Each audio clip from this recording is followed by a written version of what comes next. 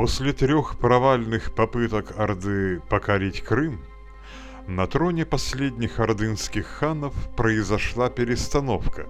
Соправителем Сеид Ахмеда III вместо Муртазы стал шейх Ахмед. Получив бразды правления, шейх Ахмед энергично взялся за дело. Невзирая на неудачу предыдущих набегов, он организовал новый, самый масштабный поход для завоевания Крыма.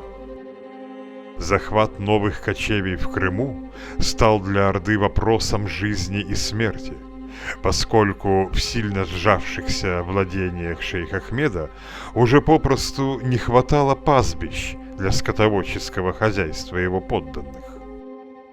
Осенью 1501 года шейх Ахмед привел всю Орду к рубежам Крымского ханства. Над Крымом нависла страшная угроза. Менгли-Герай срочно объявил всеобщую мобилизацию всех мужчин на полуострове от 15 до 60 лет. Орда встала в приднепровских степях, планируя весной ворваться в Крым. Но настала необычайно лютая зима. Ордынцы тысячами гибли от морозов, а многие из них, даже собственная жена шейха Ахмеда, тайно бежали в Крым. Когда поздней весной Менгли-Герай наконец выступил навстречу противнику, ему даже не пришлось сражаться.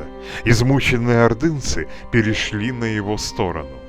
С шейх Ахмедом осталось лишь 300 человек из 60 тысяч, и он бежал прочь. Победа Менгли-Герая над шейх Ахмедом произошла в середине июня 1502 года в месте впадения реки Сулы в Днепр. Ныне эта местность находится в Полтавской области и покрыта водами Кременчугского водохранилища. Овладев ставкой шейха Ахмеда, крымский хан, по обычаю чингизидов, сам унаследовал титул побежденного соперника. Отныне Менгли-Герай стал формально считаться ханом не только Крыма, но и всей Орды.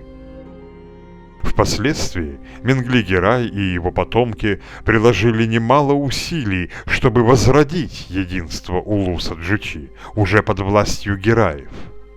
И хотя по разным причинам им не удалось достичь этой цели, тем не менее титул ордынских правителей навсегда перешел к Гераям. Вплоть до конца 17 столетия крымские ханы в своих документах официально называли себя великими ханами Великой Орды.